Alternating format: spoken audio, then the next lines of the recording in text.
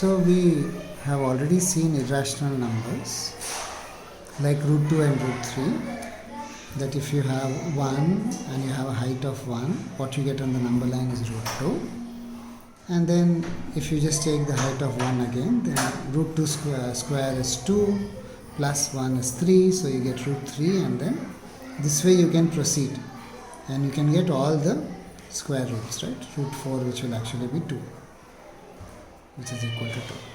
So I guess the question is, I want a different irrational number. Okay, so let's say I want root 13. I want square root of 13. Then I can look for the number that's closest to it. So I have 12. Yeah, so I can easily mark 12, right? This is 1, 2. I can go up to 10 and then 11, 12. So if I have 12, then 12 plus 1. No, that won't work. Okay, that's not correct. Root 13, I have to find the closest square roots to it. So what is the closest square root to it? 9, root 9 has a square root, which is 3. Okay, and root 16 has a square root, which is 4. So this number is between 3 and 4. So I can build from 1, 2, 3. So this will give me square root of 9, which is 3. Again I add 1. This becomes root 10. Again I add 1. This becomes root 11. Again I add 1. This becomes root 12. Again I add 1. And this time you get root of 13. So you can go from the closest square root that you have. Okay, it's there, yeah. I can go from the closest square root that I have and build up to it. This is possible. So another way to do it is to find out the approximate square root of that number. What is the approximate square root for 13? If I know the approximate square root for 13, then I can start from there. I'm getting close enough, and then I can get to root 13. Fine. So this number is, of course, you can see, and it's very close.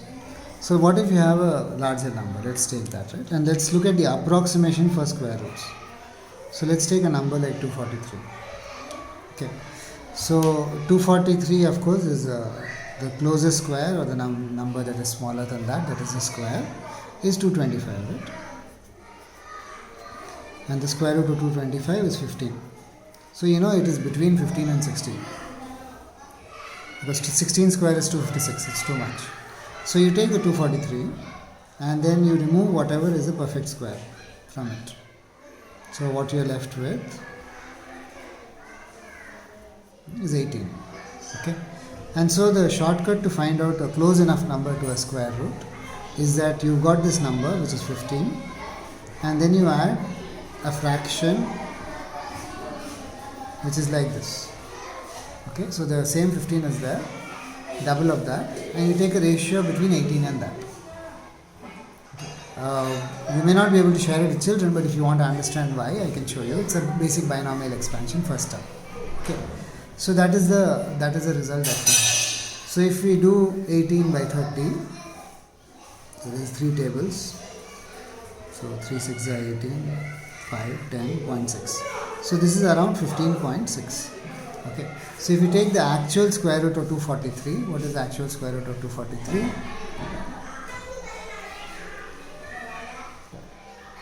So if you actually look at the square root of 243, it's some 15.5888 and so on, right?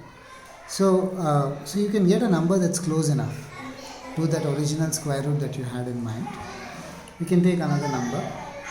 Let's take 418. So we know that the closest square is 400. 400 is 20 square.